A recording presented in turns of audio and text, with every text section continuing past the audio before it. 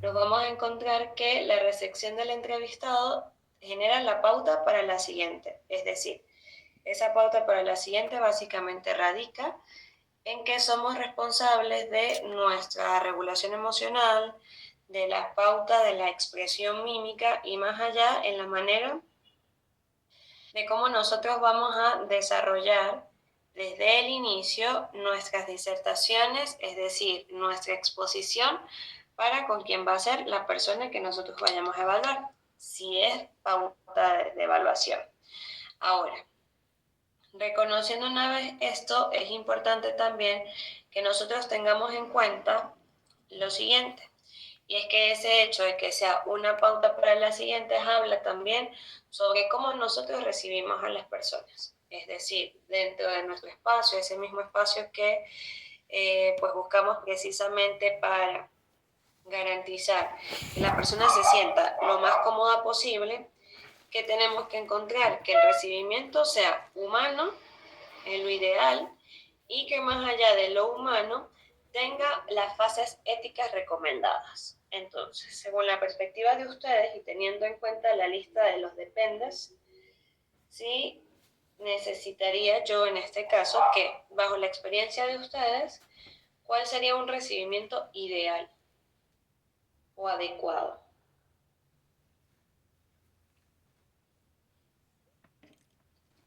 Quien vaya a tomar o que mira, no sé, el psicólogo al que yo iba me recibió, no sé, sentado, recibió fue la secretaria.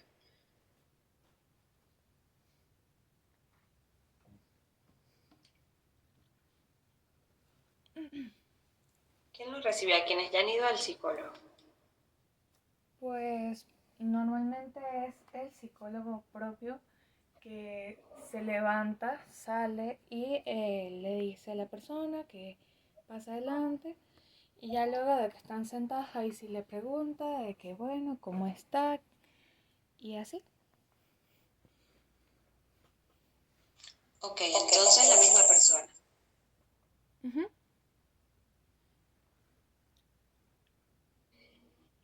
Ahora, saludo, ¿de qué tipo de saludo? Abrazar, dar la mano, solo mandar a pasar. Mm, Dar la mano, veo allí que dice Georgina.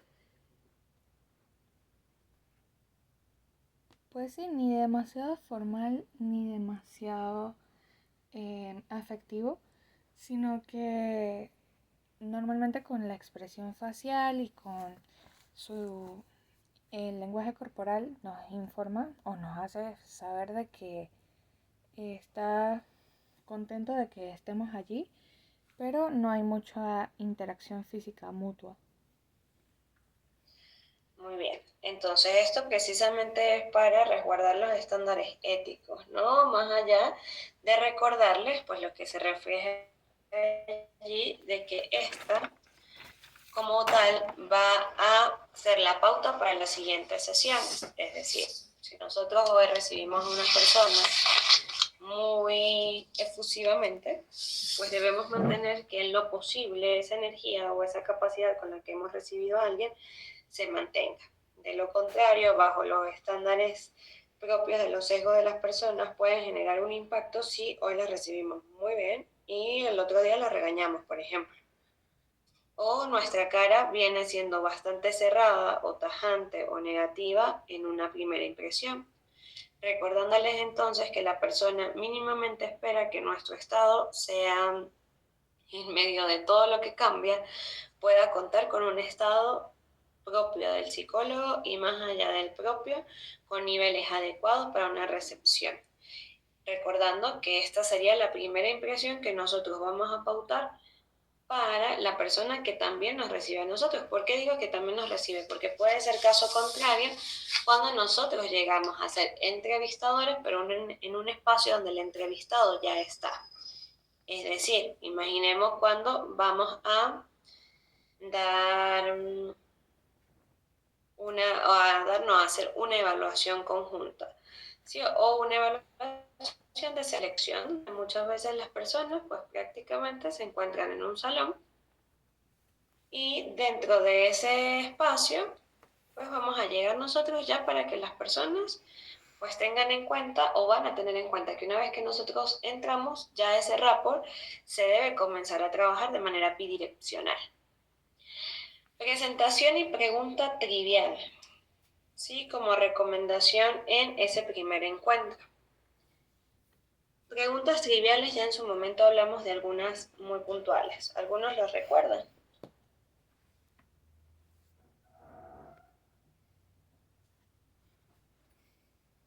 ¿Cuál sería una pregunta trivial?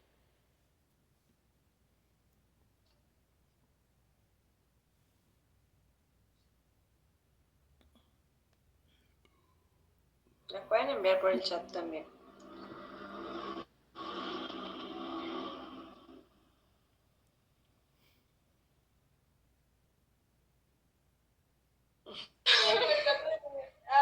Hola, Georgina. No, yo no voy a hablar, voy a hablar no. Profe, yo creo que... Ok, eras que estabas más cerca. Sí, Jesús. Puede ser como qué tal estuvo tu día o que le cuente algo así. Ok, ¿con el que estuvo tu día? Se puede preguntar como de clima, de hoy qué tal, o si te costó llegar a la consulta, creo. Exacto, que habíamos comentado de esto, sí, te costó llegar, había mucho tráfico, te costó estacionar, te costó agarrar transporte, mira que está haciendo frío, porque esta que Ruth comenta, podemos tener un pequeño riesgo y muchas veces es que la persona empiece de inmediato pues a hablar de su motivo de consulta y no bajar los niveles propios que puede traer de ansiedad, de estrés, y con la pregunta trivial es aquella que puede anteceder a nuestra presentación. Repasemos muy puntual qué va a ser fundamental para nuestra presentación. Nuestro Nombre, edad, o sea, edad, como qué área nos dedicamos, ya sea cognitivo conductual o etcétera. O cómo se realiza ¿cómo es el consentimiento? El consentimiento. Ok.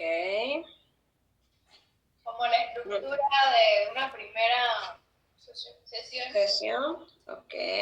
Recuerden aquí a todo eso que ya han dicho, el número de federado es importante. Bien, en ocasiones hay unos visuales, bien, que podemos tener, pero sí, como lo involucraríamos, ejemplo, soy María Gabriela Quintero, psicóloga federada, bajo el número tal, lo que me permite estar formalmente trabajando o legalmente activa. Sí, esto es tal, bueno, ¿cuál es mi área de trabajo? Que ustedes ya lo dijeron. Mira, la corriente con la que trabajo, las prácticas que realizo vienen de la línea cognitivo-conductual, te puedo acompañar en esto, esto, esto. En ocasiones también es muy importante que en la presentación tengamos los estándares de tiempos esperados. Si vamos a trabajar en infanto-juvenil, comentarle, ejemplo, a los papás que en algún momento nos quedaremos a solas con el infante para hacer la evaluación individual. También es allí donde nosotros establecemos las pautas éticas, es decir, todo lo que aquí hablemos es confidencial. Lo que yo apunte es solo para mi control, más allá de lo que podamos interactuar, es un espacio donde debe sentir libre para hablar, no hablar, tal. En la presentación también viene la presentación del espacio. En este espacio nos vamos a encontrar, mira, si necesitas ir al baño, tal lugar, si quieres tomar agua, me lo informas. La presentación básicamente es traer a contexto a la persona sobre nuestro perfil profesional y sobre el entorno físico que le va a acompañar en la trascendencia de su trabajo o de su entrevista. Trabajo terapéutico o entrevista. Y la pregunta trivial es como esa pregunta rompehielo. Bien, precisamente para disminuir si hay niveles de estrés o si más allá es ese momento donde inclusive podemos encontrar con una pregunta trivial si la orientación de la persona se encuentra acorde. Lenguaje y modales. ¿Qué no puede faltar en los modales del psicólogo? días, buenas tardes, cómo te sientes, ¿no? Ok. ¿Qué otra por aquí? O sea, ¿cuál fue el motivo que te trajo hoy? ¿Cuál fue? Ajá. Ujú. Puedes hablarle desde el Gracias respeto. por... Creo que esa es la parte ahí de validación, ¿no? O sea, gracias por expresarme lo que sientes, lo que te pasó, ¿o no? Sin embargo, recuerda que esto es recepción del entrevistado. Sí, es solo los primeros 5 minutos. Ok. Y la persona comúnmente acá no nos ha contado mayor cosa, sino cómo le parece el clima quizá. Bien, aquí puede sí ser, gracias de antemano por la confianza. Puede entrar. Alessandra, ¿ibas a comentar algo? Pues mantener el respeto, o sea, no señalarle de tú o como que si fuera alguien de confianza, sino pues hablarle de manera gentil, pero no demasiado confianzuda, por decirlo de alguna manera. Muy bien, entonces en este caso, ¿sí? Es básicamente cuando el tú, porque el tú puede ser algo que confunde mucho de le hablo de tú o no le hablo de tú a la persona, tal. En este caso, siempre debemos estar muy atentos a cuál va a ser la primera expresión de, o mejor dicho, cómo la persona se va a referir hacia nosotros. Recordar que cuando estamos hablando con adultos mayores, estos modales deben mantenerse también porque es la impresión profesional que van a tener precisamente de nosotros, que muy probable nos veremos mucho más jóvenes que estas personas. Bien, ahora, ¿podemos preguntarle a la persona cómo se siente más cómoda? Sí, podemos preguntarle a la persona cómo se siente más cómoda, si le hablamos de usted, si le hablamos de tú. Ahora, recuerden que hay categorías de modales, ¿bien? Y entre esos se encuentran los modales sociales y de cortesía. Eso es lo que nosotros vamos a poner en práctica. Porque, por ejemplo, los modales de etiquetas de mesa quedan precisamente para nuestras casas, para cuando vamos a comer. Y la comunicación y escucha forma parte del tercer modelo de modales, donde en esta triada, que ustedes conmigo seguro han visto que hay muchas triadas en la vida, esta es una más. Sí, en la triada de modales precisamente se consiguen esos, modales sociales y de cortesía, modales de comunicación y escucha y etiquetas de mesa. Entonces, entre estos tres nosotros aplicamos dos, donde la comunicación y escucha, pues básicamente implica ceder el turno de la palabra, respetar el turno de la palabra, mantener el contacto visual sin invadir, porque esto va a ser fundamental, a escuchar de forma activa, sin interrumpir al otro, sin pisar lo que la persona está diciendo. Recuerden que como psicólogos no somos adivinos, ¿sí? Y a veces queremos complementar de maneras automáticas cuando la persona está hablando. Esto, si tenemos esto por hábito, es muy importante que lo regulemos. Porque si yo completo la frase del paciente, el usuario, el cliente, que me dice que realmente sí era eso lo que me querían decir. Bien, allí tenemos que mantener en estos modales mucha regulación. Y con los modales sociales y de cortesía, pues incluyen las prácticas básicas de convivencia, el respeto, el saludar, el despedirse, mantener una puntualidad, decir por favor y gracias, que era algo que ustedes venían comentando, y saber pedir disculpas cuando lo sea necesario. Todo esto a través del lenguaje. Bien, tener esa capacidad en medio del lenguaje, nosotros poder llegar y hacer empatía con las personas. El ambiente cálido es fundamental, ambiente cálido y evitar extremos. Imaginemos que hay, no sé, una tormenta afuera y hay mucho frío y yo tengo el aire acondicionado en 16. Bien, este puede ser algo que puede llegar a ser extremo. La persona, su lenguaje corporal se puede cerrar y no precisamente porque no quiere hablar con nosotros, sino por frío. Así que son las personas que a veces pues cierran precisamente sus brazos para darse un poco de calor y es porque el ambiente puede estar bastante frío. Los ambientes cálidos van inclusive con la iluminación, que fue lo que hablamos el día martes. la vestimenta. Sí, la vestimenta puede dar mucho que hacer, porque quizás algunos dicen, ajá, ¿qué me pongo? ¿Qué no me pongo? Mejor me voy por los uniformes, que sí pueden tener los uniformes, que no deben tener los uniformes. O sea, todas estas realidades que nos vamos a conseguir inmersos.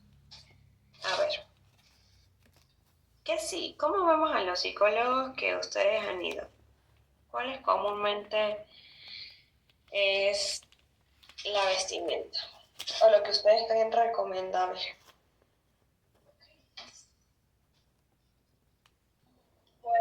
Pues en mi casa, o sea, viste, normal, pues, o sea, ropa no tiene uniforme, no se pone bata ni nada, sino ropa normal, pues, diaria.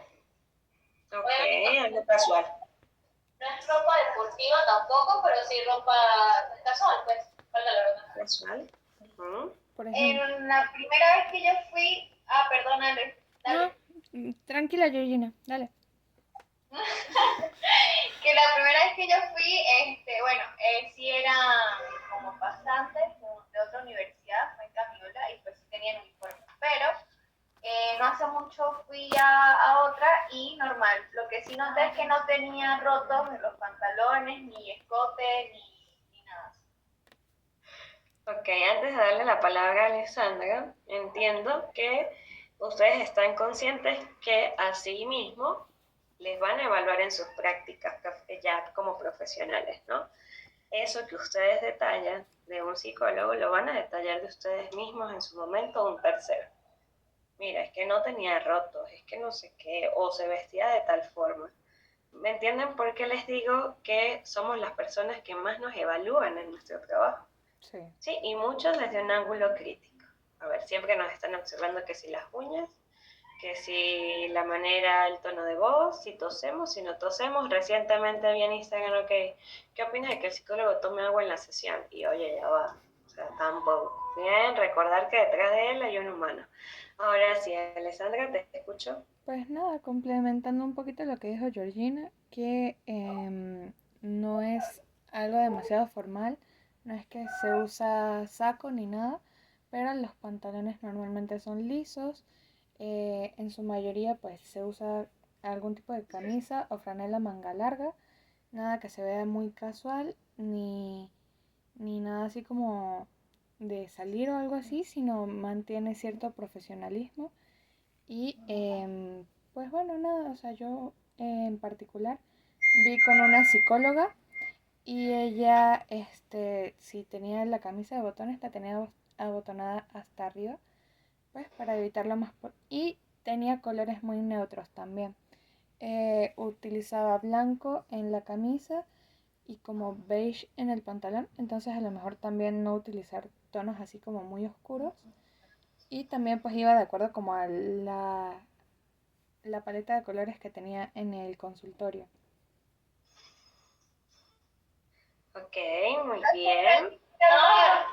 Bueno, que pues yo tengo una anécdota muy graciosa que yo fui al psicólogo en la Zulita y pues esta tierra más que todo es como, o sea, no es por denigrarlos tanto, pero hay muchos hippies y la psicóloga estaba vestida justamente tal cual como una hippie y con una marihuana. Y ya. Ok, bueno, entonces tenemos experiencias varias, ¿no? A ver, Ruth, ¿me vas a comentar algo? Ruth, ¿No? ¿sabes comentar? No, pensé que sí, vale. Ahora, que si bien hay realidades entre el uniforme y la vestimenta. Si tenemos uniforme, quizás nos vamos a ahorrar un montón de cosas en tiempo, en todo, pero no es una obligatoriedad. Bien, sí es obligatorio cuando somos pasantes, cuando vamos a hacer una práctica. Eso sí, allí sí lo encontramos como una obligatoriedad. Ahora, ¿qué sucede? Hay algo y es, ya lo hemos hablado, me parece, y es lo de las batas, ¿sí? La bata no es uso del psicólogo. Bien, no podemos esperar o encontrarnos a un psicólogo en un consultorio privado con una bata.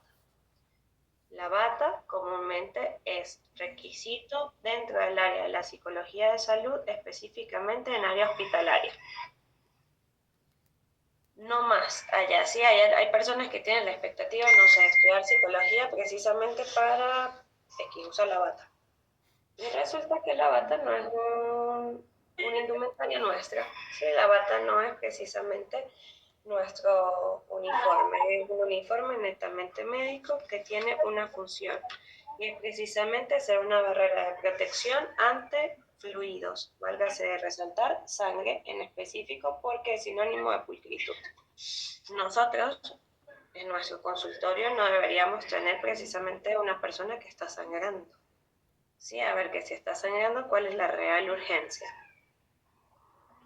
Nada, que pudo haberse cortado allí, que pudo haberse golpeado, que se arrancó una costrita y sangró. Son cosas muy distintas y preventivas. Ahora, ¿qué sucede?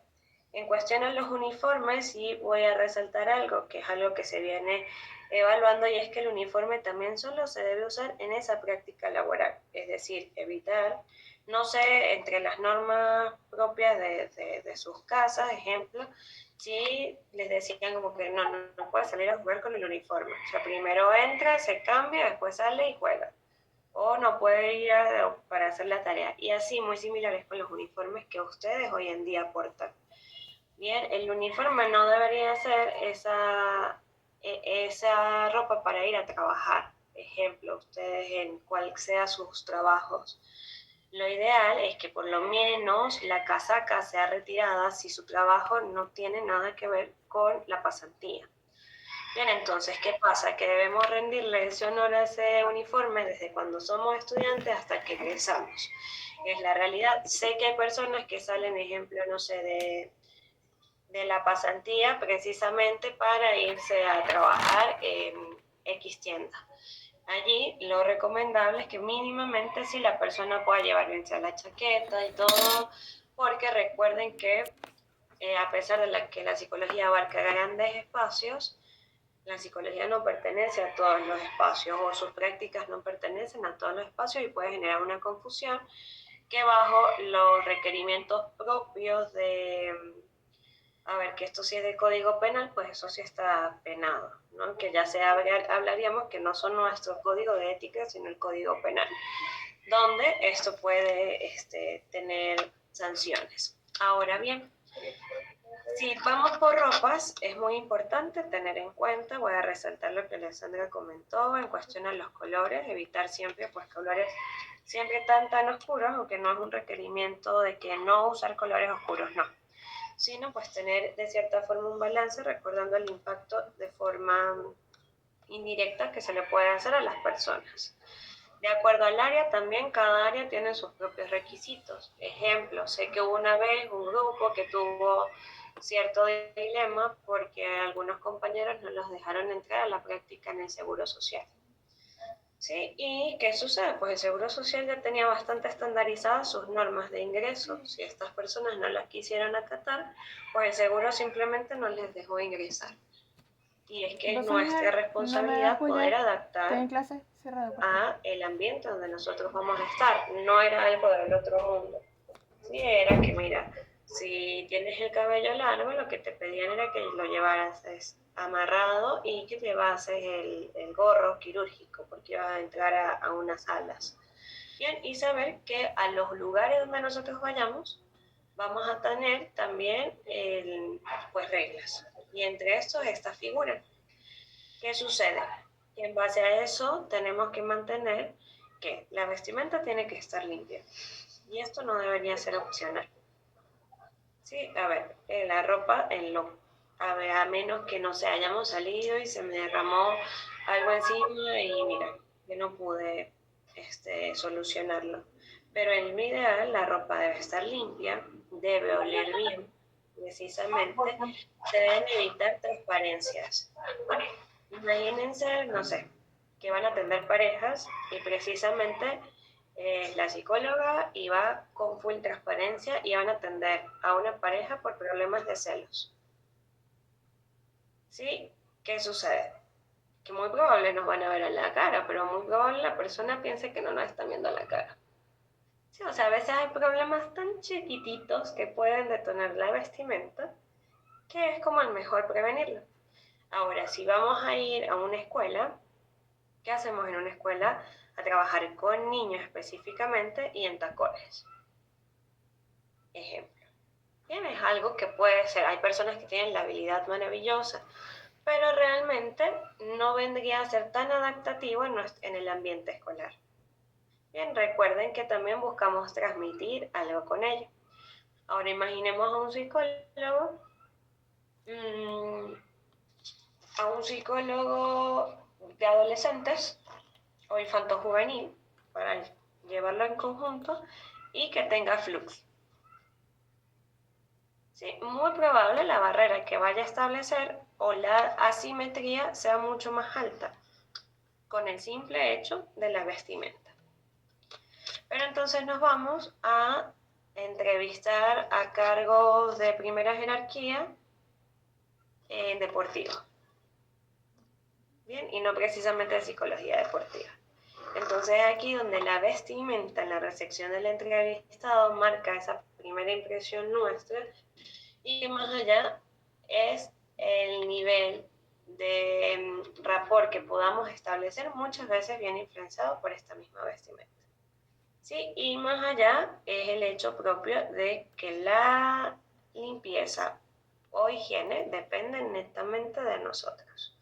Si es que éramos psicólogos deportivos y estábamos justamente en campo, sabemos que hay factores que se pueden comprender, pero estábamos justamente en campo porque estábamos haciendo nuestro rol de cazatalentos y llegamos a atender, no sé, a otra población porque somos clínicos y llegamos al consultorio, pues necesito bien sea saber si me voy a cambiar la camisa, si, no sé, el glade lo vamos a poner en su máxima expresión para que todo huela rico, si mínimamente tenemos una toallita húmeda y nos secamos la cara, nos limpiamos la cara. Eso depende de cada uno de ustedes. O sea, es una práctica individual, pero que es total competencia para la recepción de la entrevistada. Ahora, una vez dicho esto, también el registro de la información es nuestra competencia. A ver, ya lo habíamos hablado un poquitito. Sí, entre si hacemos el registro por notas escritas, por el ordenador o grabaciones. ¿Alguno de ustedes ha ido a algún psicólogo y les ha grabado? Que ustedes sepan, pues, por lo menos. No, pero aquí estoy con mi sobrinita y mi sobrinita me dijo, yo sí, yo sí. Ah, mira, ¿ves? Sí han tenido esa, imagínate, ¿sí? Lo delicado es el llegar al punto del consentimiento informado. Mientras haya consentimiento informado, mira, no sería tan grave. Pero si no tenemos un consentimiento, mínimamente un contrato conductual, cuidado porque esto no es una práctica ética y nos puede traer consecuencias elevadas, ¿bien? ¿Qué sucede? Vámonos una por una. A ver, en notas escritas, ¿qué cosas favorables tiene? Mira, que nos permite la inmediatez. Si allí nos permite, mira, se te vino algo a mente antes que se te vaya, ¡pum!, anotamos. Porque vino esa oportunidad que no necesitas encender un ordenador, cliquear una tecla, sino nada, bien sea que hiciste una frase que te vaya a recordar el resto. O sea, hay distintas formas, ¿no? Ahora, cuando nosotros hablamos sobre la escucha activa y los beneficios para las notas escritas es que evitamos interrumpir. A veces evitamos interrumpir por el sonido de las teclas. Sé que hay teclas que no suenan, pero también sé que hay situaciones que con el contacto de la uña, para quienes tenemos un poquito más largas las uñas, puede generar o puede interrumpir el proceso. Ahora, no les aseguro igual que el hecho de escribir no les genere curiosidad a las personas de decir que están escribiendo, y esto ya era algo que lo habíamos hablado en la clase presencial. Y hay personas que van a tener muchísima curiosidad por saber, porque justo apuntamos cuando dijo X cosa. Y quizás no fue que, no sé, ejemplo, que Miguel me dijo justo hola y yo anoté hola. No, pero quizás sí pude anotar la pregunta que tenía antes de ese hola. Entonces, en eso en particular, tenemos que mantener esta realidad allí latente. Ahora, nos permitiría que precisamente, pues mira, esto, el hacer apuntes de palabras claves. Sí, el apuntar palabras claves van a ser aquellas, ya nosotros sabremos si, mira, anoté, a ver, por ponerles un ejemplo, anoté insomnio y le hice un asterisco y fue porque la persona me narró distintas situaciones de insomnio, pero no me lo dijo de una forma consciente y quizás yo tenga que venir y preguntarle. Que cuando yo anoté con letras mayúsculas era porque era fundamental involucrar eso en un objetivo.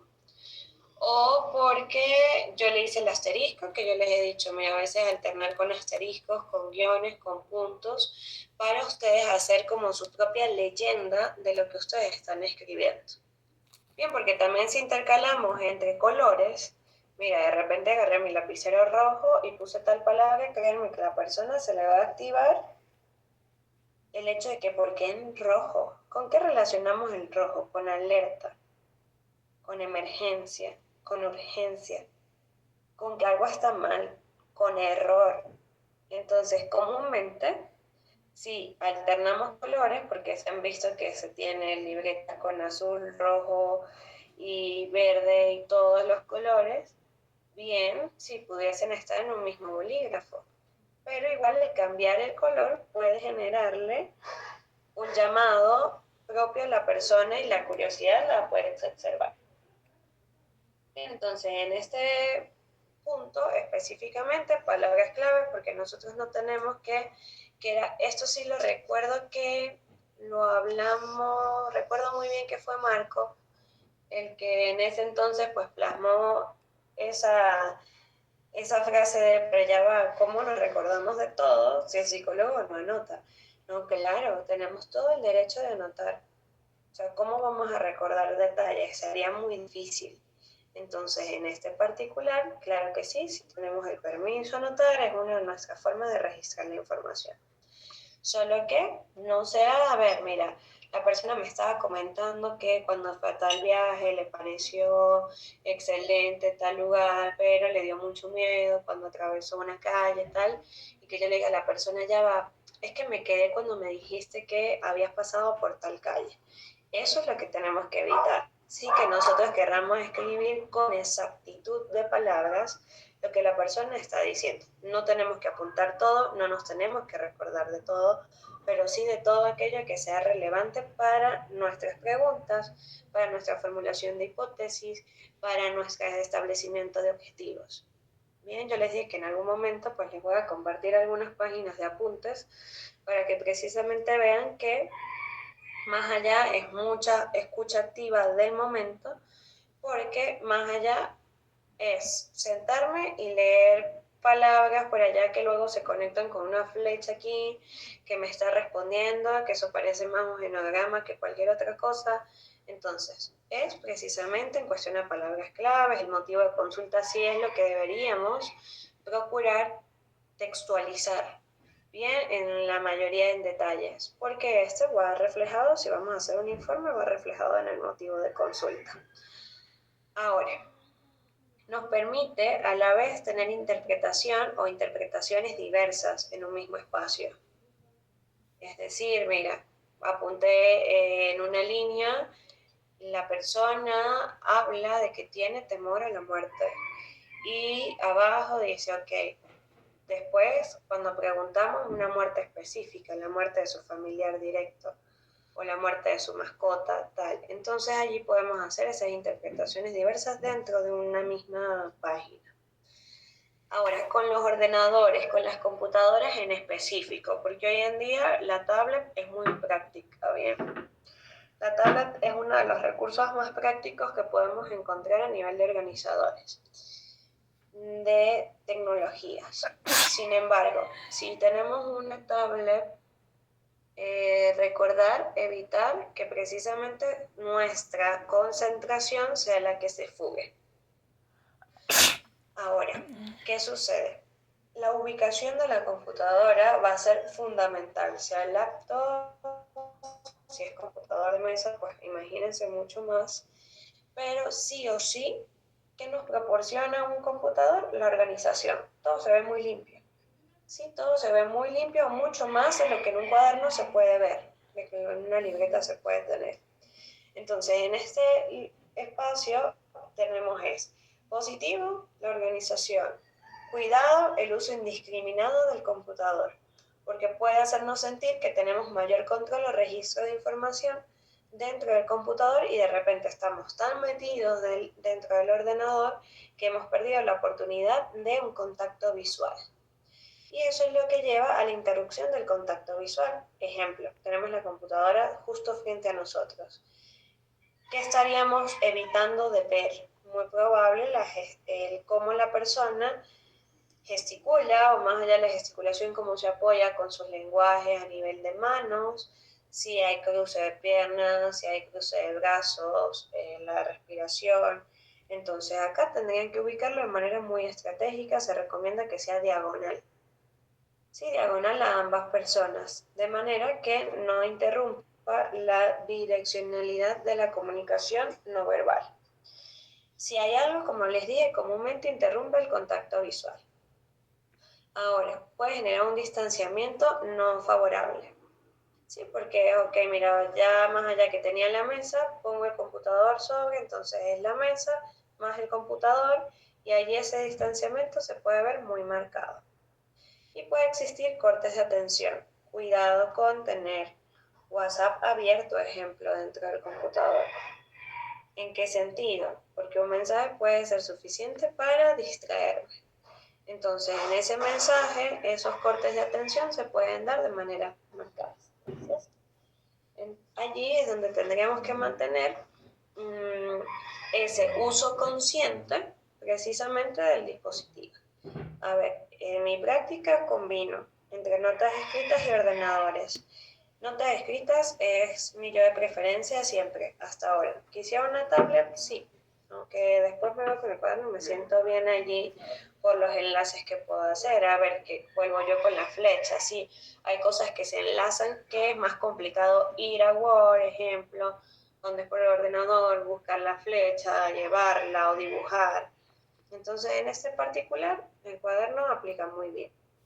Pero en ordenadores, comúnmente, como soy más visual, lo uso precisamente para psicoeducar, ¿bien? O para tener, cuando voy a hacer una aplicación de un instrumento psicométrico que ya está estandarizado. Entonces, nada, le comento a la persona la manera en que tiene opciones de respuesta, y a través del ordenador pues voy sumando para darle ejemplo con el Coppersmith, que genera una gráfica para mostrarle de inmediato la gráfica a la persona una vez se termine. Si es, por ejemplo, el SSL-90, que es un instrumento para evaluar somatización, entonces psicosomatización con 90 síntomas, pues ese es uno que en efecto la persona lo puede hacer por escrito, pero si requerimos resultados, pues necesitamos usar el computador.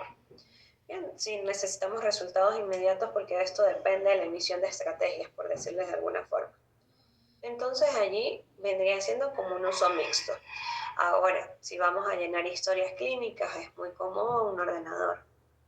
Bien, aún también podemos tener algunos apuntes bastante específicos. Vámonos con las grabaciones. Ustedes pueden observar como algo cómodo. ¿Sí? ¿En qué sentido? Las grabaciones son bastante prácticas, hay menos perturbación. Ese es el punto favorable. Hay menor perturbación, no hay un cuaderno donde yo esté cada rato volteándome a escribir, no hay un computador en medio nuestro. No, solo alguien, una cámara que está grabando, y ya luego me toca a mí sentarme a desgrabar precisamente, es decir, a extraer toda la información. Aquí yo les diría positivo, menor perturbación. Negativo, hay mayor costo a nivel económico y de tiempo. Porque es que tienes que mantener el compromiso de sentarte a escuchar nuevamente una sesión. Entonces, ¿qué les diría yo? Esta puede ser opcional en casos donde necesitemos, no sé, imagínense que están evaluando a una persona con trastornos de personalidad, ¿sí? Y que necesiten ustedes sentarse a detallar el estudio, o que ustedes estén haciendo una investigación cualitativa, donde tienen que grabar a la persona para luego sentarse y en las entrevistas pues poder detallar con exactitud lo que la persona está diciendo. Hay grabación de voz y hay grabación de imagen. Para ambas tenemos sí o sí que tener el permiso de la persona, el consentimiento informado. Puede ser muy fácil llegar y grabar algo por grabar con audio, porque la persona no lo está viendo. Pero si ese audio llega a salir de nuestras manos, nuestro lío puede ser bastante alto y legalmente válido, ¿ok? Porque estaríamos invadiendo mucho de esta persona. Profe, Ahora, escucha, Miguel, dime. tengo dos dudas. La primera es cómo se puede tranquilizar a un paciente, a un consultante, digamos ansioso, cuando te pregunta por qué tomas notas, qué vas a hacer con esas notas y para evitar que falsee lo que está diciendo. O sea, para tranquilizarlo y evitar que cambie su respuesta, por ejemplo. A ver, vamos con esa primera de una vez. Comúnmente en el eje de la presentación nosotros debemos comentarle a la persona cuáles son nuestros instrumentos de trabajo. Bien, en la presentación podemos decirle, voy a tomar apuntes que son netamente para mi control, no salen de acá y es para poder yo mantener la línea de lo deseado desde el inicio. Es decir, voy a tener estos apuntes para mi control, para cuando vuelvas, yo también tener esa exactitud de qué es tu motivo de consulta, cuáles son nuestros objetivos. Eso podemos no alertarlo, ponerlo en cuenta desde un inicio. Y comúnmente cuando lo ponemos en cuenta desde el inicio, no hay un efecto negativo, sino siempre hay un efecto en rebote. Comúnmente también las personas esperan que nosotros tengamos un registro. Hay casos contrarios donde las personas dicen, ajá, ¿y cómo se va a acordar lo que yo le dije si usted no ha notado nada? Bien, entonces, existen dos realidades. El que se asusta porque anotamos y el que se asusta porque no anotamos y no confía en nuestra memoria. Si llegásemos a escoger el no anotar, es nuestro compromiso entre las agendas dejar un tiempo oportuno para yo sentarme y anotar todo lo que recuerde antes de que pasar con alguien más y confundir la información. Bajar la ansiedad en ocasiones también saber que nosotros no deberíamos escribir nada que no sea propio de la entrevista. Ejemplo, si llegase alguien a querer ver nuestros apuntes, no debería decir nada ni negativo. ¿Sí? Imagínense que yo puse esta persona está loca. Y esa persona justo me pidió los apuntes. ¿Sí? Recuerden, los apuntes, la historia clínica, los instrumentos, todo es propiedad del usuario. Solo que está en resguardo nuestro. Pero todo eso es propiedad de la persona. Claro, si llevamos una libreta, no le podemos dar la libreta completa porque hay muchas historias. Bien, lo que sí es que podemos mostrar que esto es un resumen para nuestro seguimiento. Hay personas que le pueden decir, pero lo hago porque luego o antes de ti o luego de ti también voy a tener otras personas para no confundir los abordajes. Es netamente para mi control. Es algo muy importante. Y sí evitar precisamente que pues escribir cosas que realmente no vayan en son de una entrevista o de información requerida para desarrollar entrevistas de secuencia, ejemplo. Ahora, pasa mucho en el área organizacional cuando las personas nos ven apuntando y de repente dicen, por favor, ¿será que no puedes? Por favor, no escribas eso. Sí, ejemplo. Y es como que, pero, ok, vale, lo rayamos, ¿qué hacemos? Hay personas que se sienten así, ¿sí? Y nos van a pedir esos favores, que por favor no anotemos. Si nos piden que por favor no anotemos y lo podemos cumplir, lo que hacemos es que al final, vuelvo yo, anotamos todo lo que nos recordemos. Sí, es muy importante, a veces hacemos apuntes como, mira, hice esta pregunta y la persona se mostró nerviosa. Sí, puse, no sé, preguntas sobre historia de la infancia. y hicimos una linecita, la persona se mostró sensible, porque eso muy probable nos va a ayudar luego. Entonces, eso por esa parte. ¿Tenías otra pregunta, Miguel? Creo que eran dos. Sí le quería preguntar, profe, ¿en qué campos de la entrevista es que se puede, como que la grabación puede ser realmente útil? Porque estaba pensando mientras nos hablaba de las grabaciones, que como tal vez en el área clínica, en la consulta privada, no veo una manera real y constante de darle uso a las grabaciones. Pero tal vez en área de investigación sí es mucho más útil.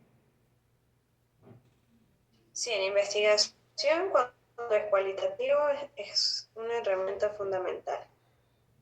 Ahora, en clínica, sí, cuando vamos a hacer estudios clínicos, por ejemplo, yo tuve una de las materias que mi profesora, la que me daba la materia de trastornos de ansiedad, ella grababa, y la que me dio terapia de pareja, ella grababa sus consultas.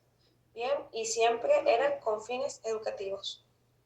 Era clínica, pero con fines educativos, y ella seleccionaba a las personas, le firmaban un consentimiento de que iba a ser solo usado con fines educativos en una plataforma online, en línea, en vivo, que luego que se cerrara ya se borraba este video.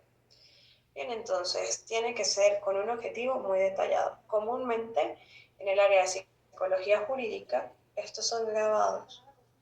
Bien, comúnmente estos espacios, cuando vamos a salas muy específicas, hay una grabación, y es precisamente por el resguardo de la integridad profesional y también por el contraste del verbatim ante un psicólogo, ante un penalista, por ponerles un ejemplo. Muchas veces, no, es decir, no siempre, no todas las grabaciones son imagen y sonido. Hay grabaciones que son solo imagen y hay grabaciones que son solo audio, solo sonido. Entonces allí, claro, hay otras que son ambas, por supuesto, pero hay unas que son solo imagen para el resguardo de la integridad profesional, ejemplo, porque trabaja con personas privadas de libertad que pueden llegar a ser agresivas, por poner un ejemplo. Sí, entonces alguien va monitoreando de manera de que no vaya a haber ningún acto de agresividad. O para cuando está como la cámara, ¿sí? Los salones que son de estilo cámara, donde hay personas atrás que están observando. Entonces, en este particular, siempre debe tener un objetivo. Por ejemplo, acá habla lo que les presento ahí en la lámina, que es muy favorable cuando hablamos del comportamiento no verbal. Sí, para nosotros evaluar comportamiento no verbal, que muchas veces se nos puede escapar el inferior.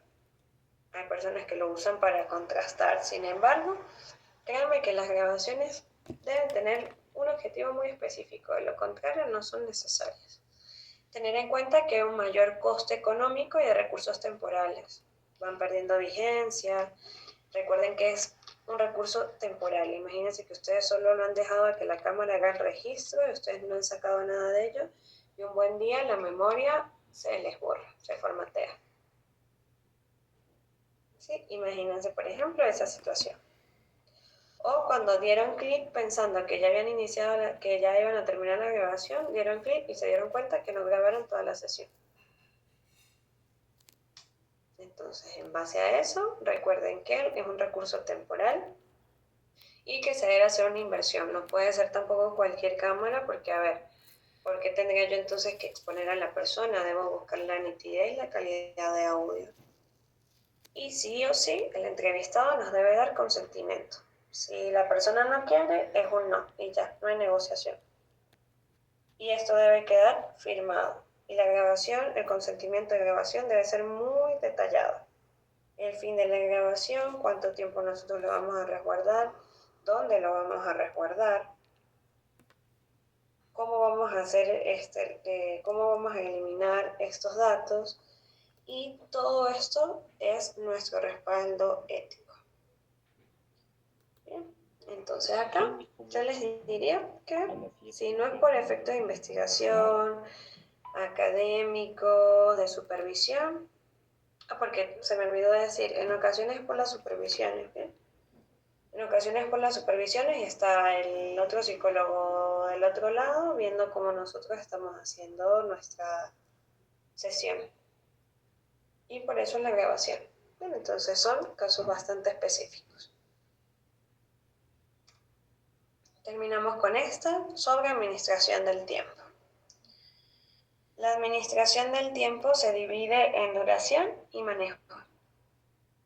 Duración va a depender mucho del tipo de entrevista, de la duración que la persona pueda tener de acuerdo a su edad o acorde a su edad. No puedo esperar que un niño de 4 años tenga el mismo rendimiento que un adulto de 20 años.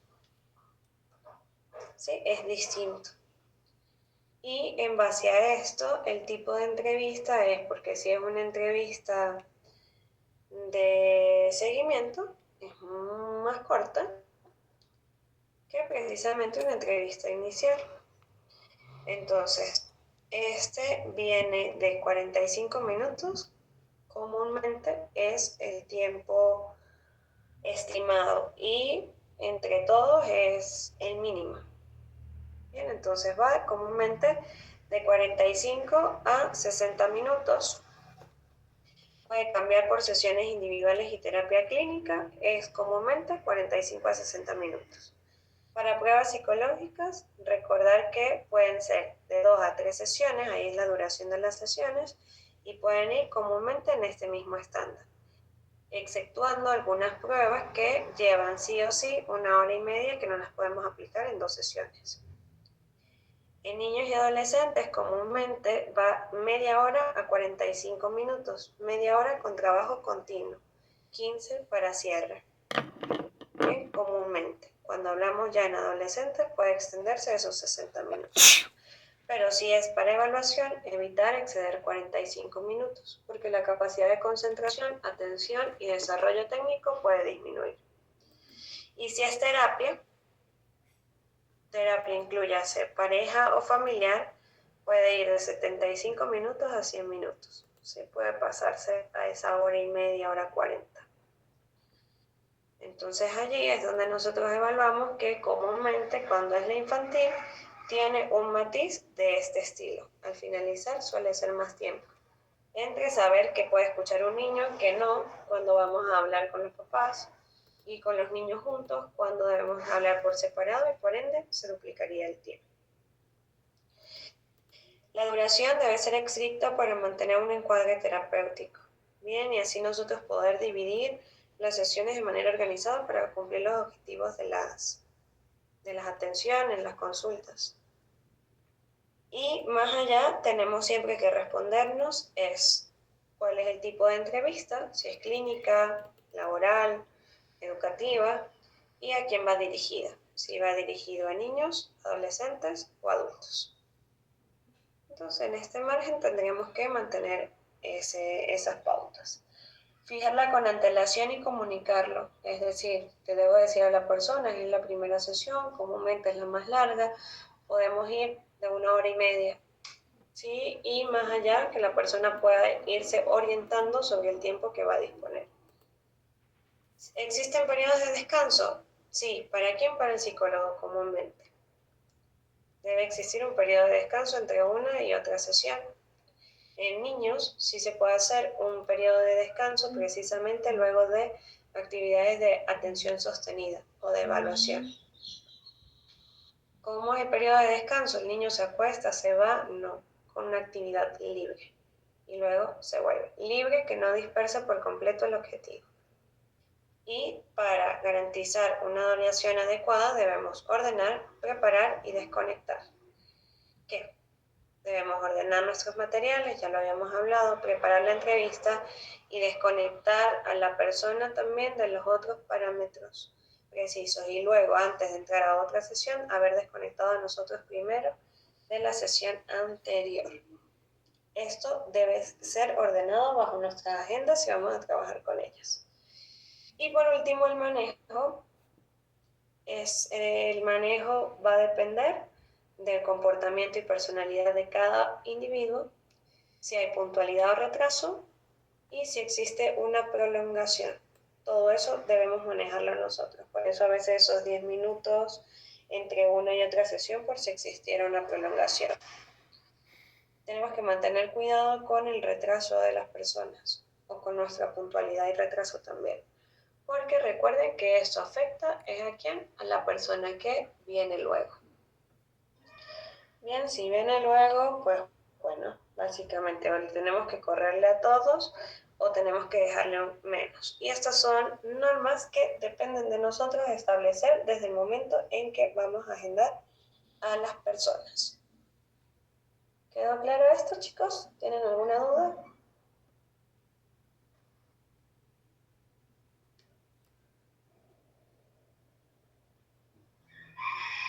¿Sí, no?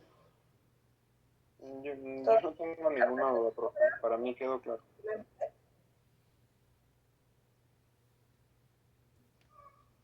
Dime, Miguel.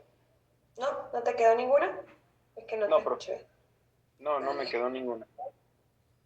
Bien, entonces, bueno, nos vemos el martes. Bien, en continuidad de esta materia, de este módulo, cualquier duda que surja o interrogante la pueden hacer ese día. Chaito, feliz tarde, feliz fin de semana, chicos. Que estén muy bien. Chao, profe. Chaito, hasta el martes. Nos vemos. Feliz fin de semana, Sí. profe.